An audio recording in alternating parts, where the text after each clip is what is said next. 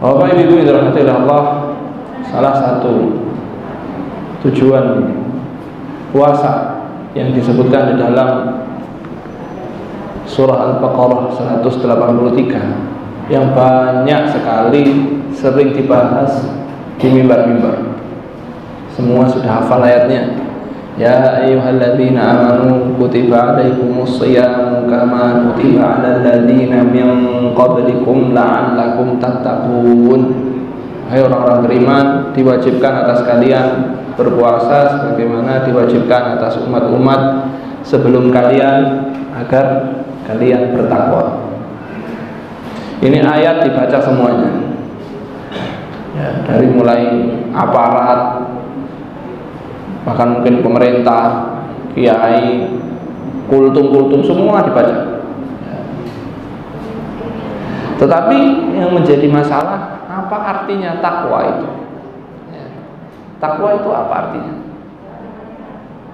Jangan-jangan kita belum memahami apa artinya takwa itu. Makanya para ulama mengatakan takwa itu dari kata-kata wiqayah, perisai, pelindung. Dengan kita menjadikan antara diri kita dan murkanya Allah ini pelindung, perisai. Menjadikan antara kita dengan nerakanya Allah itu pelindung. Itulah artinya takwa. Dengan apa? Dengan dua hal. Simple. Takwa itu dua hal. Satu, menjalankan semua yang diperintahkan oleh Allah Subhanahu wa taala, baik yang sifatnya wajib maupun sunnah. Ini yang pertama. Yang kedua, meninggalkan semua larangan Allah Subhanahu wa taala, baik yang sifatnya haram maupun makruh. Itulah takwa. Itulah takwa. Ya. Maka kalau kita tanya, tadi menjalankan perintah Allah Subhanahu wa taala. Perintah Allah yang paling utama itu apa? Kira-kira apa kira-kira Pak? Perintah Allah yang paling utama? Salat. Bukan. Perintah Allah yang paling pertama, paling utama, paling besar adalah apa? At-tauhid. Tauhid. Tauhid ini tujuan kita diciptakan. Wa ma khalaqatul jinna wal insa illa liya'budun. Tidaklah diciptakan manusia dan jin kecuali untuk beribadah itu. Maksudnya beribadah itu apa? Bertauhid. Maksudnya adalah apa? Hanya beribadah kepada Allah saja. Nah, itulah tauhid. Makanya tujuan di antara puasa itu, tujuan utamanya adalah merealisasikan takwa. Otomatis takwanya yang paling utama adalah merealisasikan tauhid dalam hidup kita. Ya, memang sebagian orang mengartikan takwa itu sholat, khusyuk, munajat, doa, puasa, tidak ghibah, tidak namimah, tidak maksiat, itu adalah takwa. Betul. Tapi inti daripada takwa itu adalah tauhid. Ya. Inti daripada takwa adalah tauhid. Maka kita menjalankan semua perintah Allah Subhanahu wa taala tanpa pilih-pilih. Tanpa pilih-pilih. Mana yang dia mau diambil, mana yang tidak cocok tidak diambil. Ini penyakit. Perintah Allah yang dia jalankan, yang dia mau saja. Yang nggak mau, ya Allah saya tidak mau ini. Saya maunya yang ini. Memang dia nggak ngomong begitu, tapi lisanul halnya, keadaannya mengatakan demikian. Saya maunya yang ini, kalau yang ini saya tidak mau. Yang ini saya nggak cocok ya Allah. Contohnya apa? Ayat puasa ini. Al-Baqarah 183. Ini semua orang baca. Dari mulai pemerintahan sampai masjid kampung sampai semua dibaca. Tapi 5 ayat sebelumnya Al-Baqarah 178 ayatnya mirip. Ayatnya mirip. Apa? Ya ayyuhalladzina amanu. Lah mirip kan? Sama ya. Ya ayyuhalladzina amanu kutiba alaikum. Mirip juga. Kutiba alaikumul qisasu fil qatla. Diwajibkan atas kalian menegakkan kisos dalam kasus pembunuhan. Oh, kalau kisos ini kita nggak mau ya. Kenapa? Kisos itu mencabut hak hidup orang. Itu saya dengar sendiri dari lisan dia dengan telinga saya sendiri. Ya, di salah satu wawancara di televisi kita nggak, hukuman mati itu kita nggak cocok. Kenapa? Karena mencabut hak hidup orang. Loh, mencabut hak hidup orang. Loh, dia membunuh orang kok. Berarti kamu nggak mau sama enggak? Ayat ini kita nggak cocok. Kalau ayat puasa cocok, nggak apa-apa. Ini penyakit. Di bank ribawi, bank konvensional, kalau ada pengajian, pegawainya pengajian, kalau pas puasa yang baca ayat puasa, ya ayyuhalladzina amanu kutiba alaikumusiyam. Tapi nggak mau ayat ya ayyuhalladzina amanu la ta'kulur riba adha'afan mudha'afa. Ya. Hai orang-orang beriman, jangan makan riba. Nggak mau. Ya.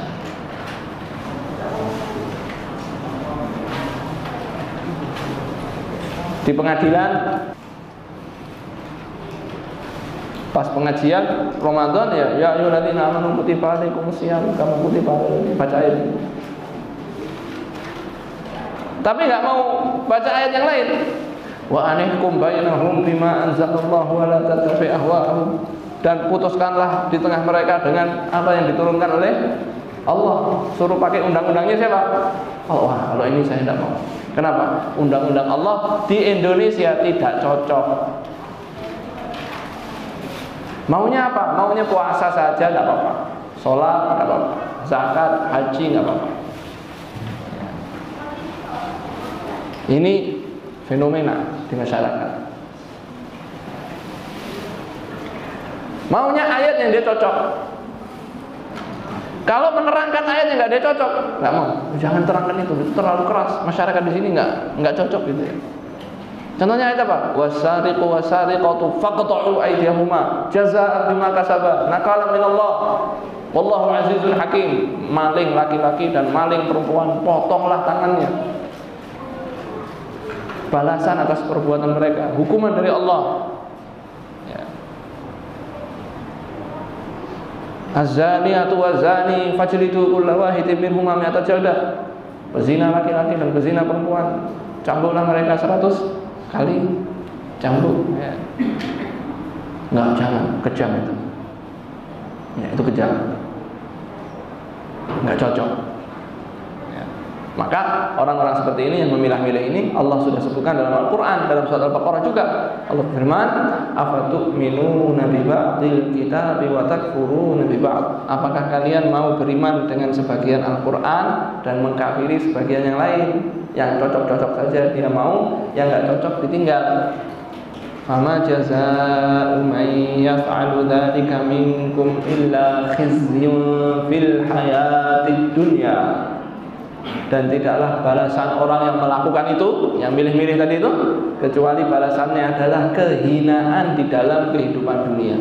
Wa yaumal qiyamati yuradduna ila asyaddil adzab. Dan di hari kiamat akan dikembalikan ke azab yang lebih keras. Bapak Ibu, kembali ke ketakwaan tadi. Inti daripada takwa adalah apa? Menjalankan semua perintah tanpa pilih-pilih. Semua perintah Allah kita jalankan semampunya. Ingat ya, semampunya. Jangan dirubah, semaunya. Kalau kita kan sukanya merubah-rubah. Semampunya dijadi apa? Semaunya. Dan perintah paling utama tadi adalah apa? Tauhid. Tauhid. Nah, sekarang di Indonesia ini dipertontonkan kemusyrikan dan kebodohan dan kesesatan. Dipertontonkan di televisi maupun media sosial.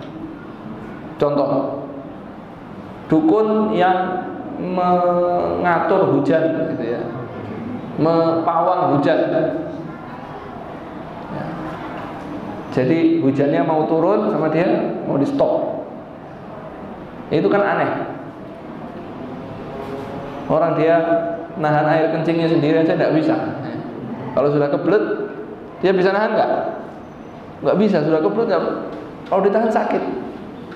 Ini mau nahan hujan rahmatnya Allah Subhanahu wa taala. Nah, ketika ditertawakan hal itu oleh orang-orang berakal, ternyata muncul pembelaan dari orang-orang Islam. Sebelum dukunnya memberikan klarifikasi, itu ada pembelaan dari orang-orang Islam. Itu tidak menolak hujan, dia tidak menggunakan ritual, itu dia cuma doa saja supaya ya Allah hujannya apa? Hujannya dipindah. Nah, dukunnya belum klarifikasi. Ternyata betul diundang di salah satu tempat wawancara, diwawancara, ternyata dia bilang apa? Di langit itu teman-teman saya ada di sana. Nah, doa-doa apa? Ya. Subhanallah. Yang membela itu adalah orang Islam. Puasa, ya puasa. Kenapa? La'allakum tattaqun, biar bertakwa. Ya. Padahal inti daripada takwa dia tinggalkan. Apa itu? Tauhid.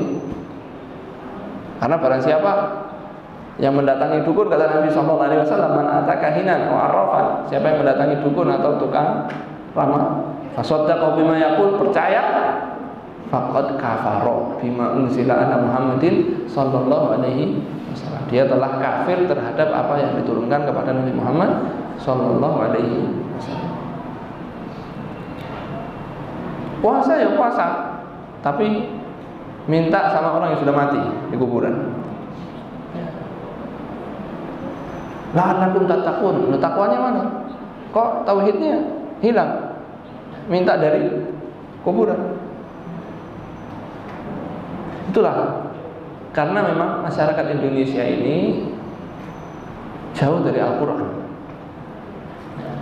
Jauh dari Al-Quran.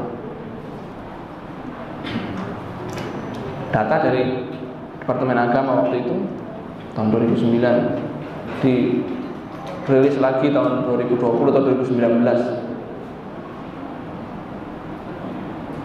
Waktu itu yang mengumumkan menterinya Pak Fakhrul Razi kalau tidak salah, yang mantan militer itu ya, jenderal, jadi menteri agama itu. Dia mengumumkan bahwa ada data 50 sekian persen, saya lupa pasti, masyarakat Indonesia tidak bisa baca Quran. Jadi kalau masyarakat Indonesia itu ada 200 juta yang muslim, 100 juta lebihnya itu nggak bisa baca Quran. Lah yang bisa baca berapa? Anggap setengahnya, 100 juta misalnya. Yang bisa baca itu rutin membaca apa tidak? Yang rutin lebih sedikit lagi, betul nggak? Yang rutin membaca itu paham apa enggak? Yang paham lebih sedikit lagi. Yang paham itu mendakwahkan enggak? Lebih sedikit lagi. Yang mendakwahkan tadi mengamalkan enggak? Lebih sedikit lagi, lebih sedikit lagi, lebih sedikit lagi. Makanya di Indonesia ini aliran sesat paling subur. Ya. Subur, seperti tanahnya memang subur juga. Ya. Indonesia kan tanahnya subur. Tanam apa saja tumbuh. Ya. Tanam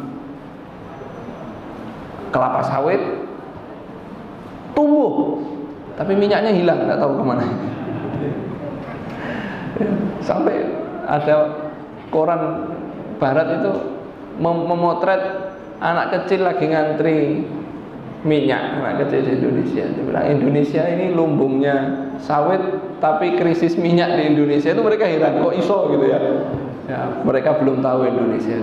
Orangnya memang hebat-hebat ya. Nanam hilang, nggak tahu kemana. Ya. Di Indonesia itu subur, tanam apa aja tumbuh, aliran sesat juga subur. Ini saya sering banget sampaikan. Di beberapa tahun lalu saya pernah berkesempatan bermajelis bersama Allahyarham Ustadz Yunahar Ilyas rahimahullah. Beliau itu pimpinan Muhammadiyah dan juga menjabat menjadi pimpinan MUI waktu itu. Saya tanya, kita manggilnya Buya, Buya orang Padang, orang Sumatera Barat. Jumlah aliran sesat di Indonesia itu berapa, Bu? Dia menjawab ada sekitar 600 sekian puluh. Udah. Padahal Nabi bilang cuma 73 ya, 72 ya. Ini sampai 600 di Indonesia. Iya. Kita sampai mumet itu, pusing ngatasi aliran sesat. Saking banyaknya, saking berkembangnya, saking banyaknya pengikutnya. Sampai pada akhirnya MUI bersepakat dengan kepolisian. Karena kalau nanti ditangkap di pengadilan, nanti HAM, nanti ini semua orang ribut, media ribut, polisinya repot, MUI-nya repot, ulama repot, semua repot. Sudah mereka sepakat gini aja Pak Polisi, kalau ada aliran sesat nanti kita kasih tahu ini aliran sesat, Pak Polisi tangkap saja, masukkan ke rumah sakit jiwa. Ya, selesai. Kenapa? Nanti dibilang saya nggak gila, dokternya bakal bilang apa? Semua yang masuk di sini bilangnya nggak gila gitu. Akhirnya semua enak, MUI enak, polisi enak. Jadi pernah ada yang nyuratin MUI kepada pimpinan Majelis Ulama Indonesia, tolong kumpulkan. Ya, intinya begitu. Kami meminta agar mengumpulkan ulama tafsir seluruh Indonesia.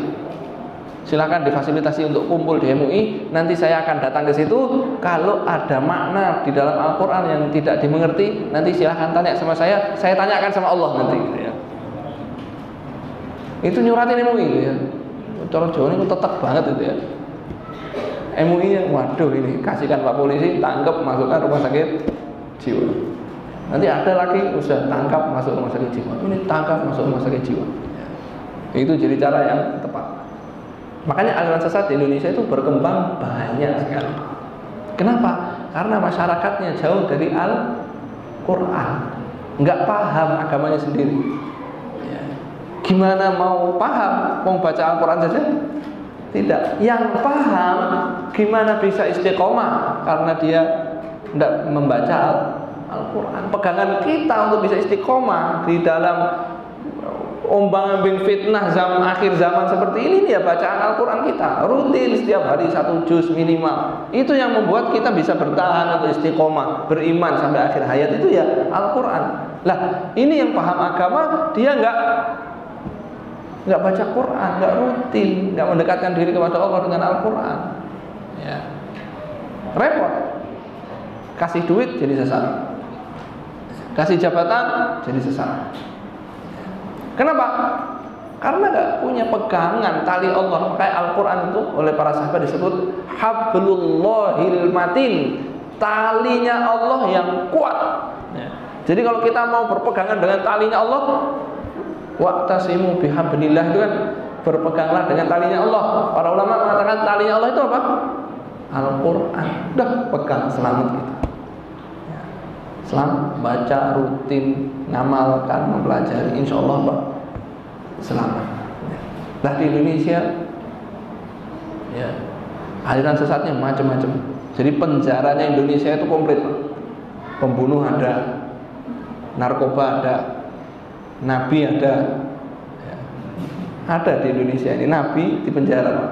Ya. Malaikat Jibril di penjara di Indonesia, Pak. Sampai cari negara mana yang bisa menjarakan malaikat Jibril. Ya.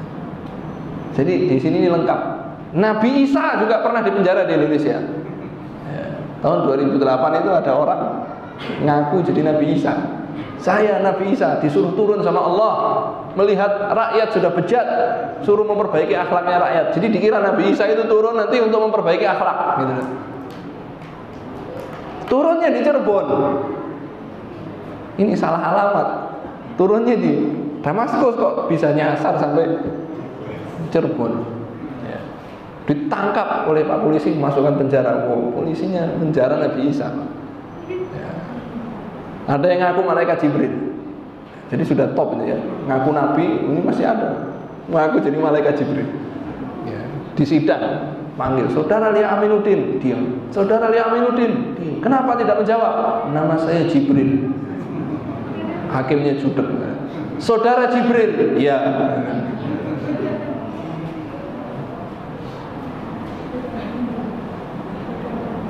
Itu yang aliran nyeleneh. Sing cetha welo-welo nyeleneh yang saya ceritakan di sini, antum-antum tertawa itu banyak pengikutnya. Apalagi aliran-aliran tersembunyi yang menggunakan baju ketakwaan, menggunakan baju kesolehan. Contohnya aliran apa? Syiah. Aliran apa? Syiah. Syiah ini racunnya itu mengerikan. Sehingga orang-orang teracuni mengatakan apa? Ini perbedaannya seperti NU, Muhammadiyah, Syafi'i, Malik, Syiah gitu ya. Ini cuma perbedaan mazhab saja. Saya Pak, ya bukan naudzubillah, bukan ingin sombong. Saya tuh sering membaca literatur Syiah. Jadi buku-buku Syiah saya sering baca. Setiap baca itu saya selalu mendapatkan suatu hal yang baru tentang kengerian aliran itu Pak. Dan selalu mendapatkan hal baru tentang kebencian mereka terhadap orang-orang Islam. Dalam hal ini Ahlus Sunnah. Benci Pak. Bukan main. Di salah satu kitab mereka itu mengatakan apa? Para ulama kami berbeda pendapat tentang suci atau najisnya Nasibi. Nasibi itu orang yang membenci Ahlul Bait. Jadi antum ini kan bukan orang Syiah, ya. Antum itu dianggap membenci Ahlul Bait. Jadi Ahlul Bait adalah kami. Yang bukan bersama kami berarti memusuhi Ahlul Bait. Gitu. Dakwahnya begitu ke masyarakat. Orang kan cinta dengan Ahlul Bait. Nah, kemudian diracuni dengan pikiran-pikiran seperti itu. Orang yang bukan Syiah itu berarti apa? Memusuhi Ahlul Bait. Mereka mengatakan apa? Orang-orang yang memusuhi Ahlul Bait itu najis apa enggak? Jadi mereka itu mendiskusikan, megang antum itu najis apa enggak gitu. Oh, Ahlus Sunnah itu suci. Enggak, Ahlus Sunnah itu apa? Najis. Terus dikomentari di bawahnya, jangan menganggap kami yang menghukumi sebagai suci itu memuliakan mereka. Justru itu adalah menghinakan mereka.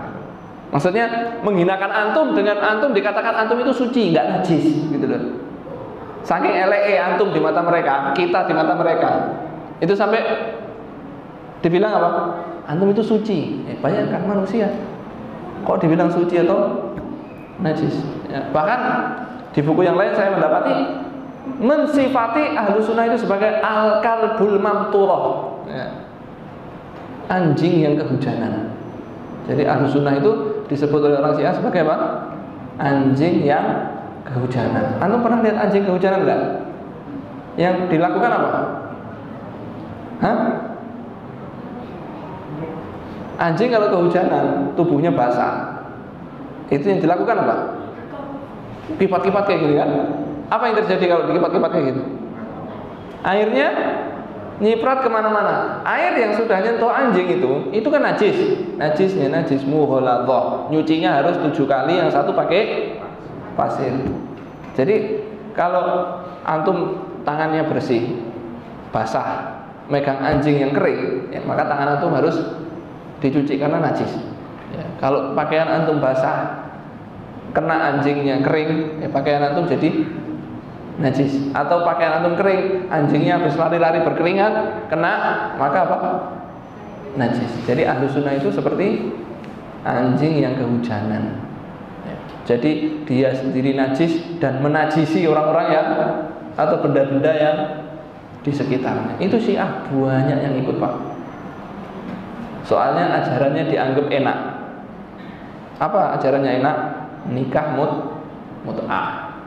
Nikah mut'ah, kawin kontrak. Jadi ketemu perempuan seneng, saya kawin kontrak sama kamu. Berapa lama? 1 malam. Oh iya. Nanti selesai 1 malam udah selesai.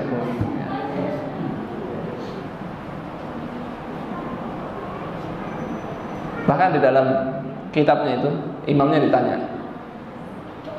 wahai imam, saya nikah mut'ah sama orang perempuan, saya telisik ternyata perempuannya itu punya suami, bagaimana hukumnya? Dijawab, lah kenapa kamu nelisik? Maksudnya nikah aja, nggak usah tahu dia punya suami, dia nggak punya suami, bukan urusanmu gitu.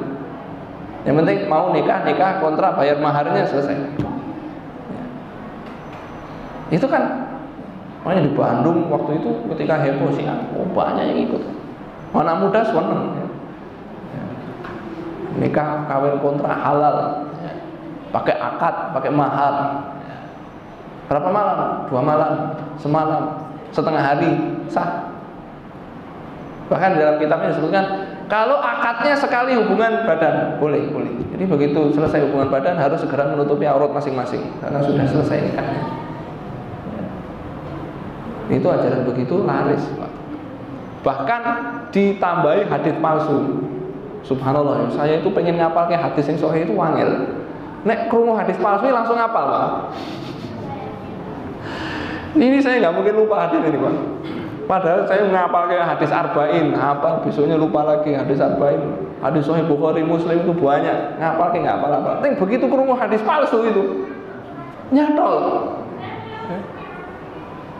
Karena mungkin lucu mungkin ya hadisnya.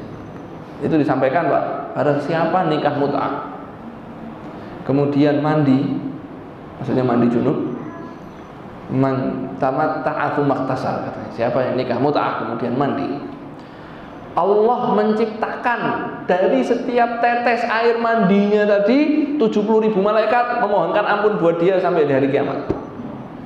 Ya. Jadi makanya kata Imam Malik, kata Imam Syafi'i rahimahullah, saya belum pernah ngerti kelompok yang paling bodoh terhadap hadis dan paling dusta terhadap Allah dan Rasulnya melebihi Syiah. Pokoknya ada apa dikarangke hadis. Nabi bersabda begini. Ada ajaran baru apa? Tenang aja, karangke hadis gitu ya. Nikah mut'ah sekali kedudukannya seperti fulan, nikah mut'ah 3 kali seperti Husain, nikah mut'ah 5 kali seperti Rasulullah SAW. Wah, orang seneng nikah mut'ah terus ya. Saben hari sama fulana, sama fulana, sama fulana, semua halal. Ngeri sekali. Belum lagi caciannya kepada Nabi Muhammad, kepada keluarga Nabi Muhammad SAW. Itu bencinya dengan istrinya Nabi namanya Aisyah radhiyallahu anha, Hafsah, itu benci bukan main. Ya. Sampai hari ini dengan Abu Bakar, Umar itu benci bukan main. Jadi kalau kita ketemu orang Yahudi, Pak, tanya siapa umat Yahudi yang paling afdol, mereka jawab ya, yo pengikutnya Nabi Musa yang 70 itu, yang dipilih oleh Allah 70 itu. Oh, itu umat yang menemani Nabi Musa. Kalau sampai tanya orang Kristen, Pak, siapa umat Kristen yang paling afdol, langsung jawab sahabatnya Nabi Isa, Hawariyun itu ya, yang menemani Nabi Isa sampai detik terakhir Nabi Isa diangkat itu. Ketika dikhianati Nabi Isa, akhirnya mau ditangkap, yang menemani itu orang sahabatnya Nabi Isa. Tapi kalau sampai tanya sama orang Syiah, siapa orang paling jahat menurut kamu? Jawabannya Abu Bakar dan Umar, sahabatnya Nabi Muhammad sallallahu alaihi wasallam. Makanya kaitannya dengan takwa, bahwa bertakwa itu menuntut kita untuk belajar bagaimana cara bertakwa, yaitu melakukan semua yang diperintahkan. Caranya gimana melakukan perintah itu? Ya belajar merealisasikan tauhid, menerjemahkan tauhid dalam kehidupan kita itu caranya gimana? Tauhid itu apa? Syirik itu apa? Jenis-jenisnya syirik itu apa? Jangan sampai kita melakukan kemusyrikan. Makanya Nabi SAW menjelaskan cara melakukan yang diperintahkan dan meninggalkan yang dilarang itu dengan hadis. Nabi SAW bersabda, "Manahaitukum anhu fajtanibu, wa ma amartukum bihi fa'tu minhu mastata'tum." Apa yang aku larang, tinggalkanlah. Tinggalkanlah. Stop. Wa ma amartukum bihi, kalau yang aku perintahkan, lakukan semampunya. Jadi kalau meninggalkan yang dilarang nggak pakai semampunya. Ya. Pokoknya haram, tinggalkan. Nggak pakai pelan-pelan, semampunya. Nggak, stop. Nah. Makanya sahabat ketika turun ayat haram minum khamr, ya, ada yang sudah nuangkan, dituang mau diminum. Khamrnya udah haram tadi malam turun ayat. Oh iya, buang langsung. Ya sih terakhir lah, ya. Sud nanggung. Itu ada yang dipikul. Memikul itu kan berarti sudah jadi. Prosesnya kan lama. Anggur direndam sekian minggu, sekian bulan, ada yang bahkan sekian tahun, diperes, kemudian diproses lagi sampai sudah jadi, mau dijual. Kamu bawa apa? Khamr. Loh, kamu belum tahu apa? Khamr itu diharamkan. Loh, kapan turun ayatnya? Tadi malam. Ayatnya gimana? Ya ayyuhalladzina amanu innamal khamru wal maisiru wal ansabu wal azlamu rijsun min amali syaitan fajtanibu. Oh, sekarang haram ya. Disuntak langsung. Makanya Anas bin Malik mengatakan, kota Madinah waktu khamr diharamkan, kota Madinah bau khamr. Kenapa? Semua yang punya khamr dibuang semuanya. Jadi kota Madinah bau khamr. Langsung stop. Nanggung lah, saya sudah terlanjur produksi. Kenapa enggak sebelum saya produksi ayatnya turun gitu ya? Malah protes. Ini eman-eman, masa saya buang? Ya udah, ini terakhir saya nghabiskan yang ini. Habis itu saya nggak produksi lagi. Ya. Kalau orang sini begitu. Kalau larang, stop. Turun ayat hijab. Begitu turun ayat hijab, itu perempuan, sahabiat perempuan itu pulang cari kain, langsung tutup. Ada yang tidak punya kain rumahnya, korden itu dilepas, dipakai apa? Hijab. Gampang kok golek korden meneh. Yang penting sekarang saya pakai hijab. Jangan nanti pelan-pelan lah, kan saya belum beli hijabnya. Enggak, langsung. Di antara yang diperintahkan apa tadi? Paling utama tauhid. Baru perintah-perintah yang lain, sholat, zakat, puasa, haji, dan perintah-perintah lain. Yang paling diharamkan apa? Syirik. Baru nanti minum khamr, zina, apa itu di bawahnya syirik. Tapi syirik paling utama yang harus ditinggalkan. Ya. Wallahu ta'ala alam. Mudah-mudahan bermanfaat buat diri saya yang menyampaikan dan juga buat bapak-bapak ibu-ibu sekalian yang mendengarkan. Marilah kita betul-betul merealisasikan takwa di momentum bulan Ramadan ini. Ya, la'allakum tattaqun, supaya kalian bertakwa, yaitu takwa dengan sebenar-benarnya takwa, bukan takwa-takwaan ya. Bukan takwa-takwaan. Ya. Membaca ayat takwa ya artinya betul-betul bertakwa. Takwa paling utama adalah tauhid dan meninggalkan syirik, baru meninggalkan dosa-dosa yang lain dan menjalankan perintah-perintah yang lain. Wallahu ta'ala alam. Wa sallallahu wasallam ala nabiyina Muhammadin wa ala alihi washabbihi wasallam. Assalamualaikum warahmatullahi wabarakatuh.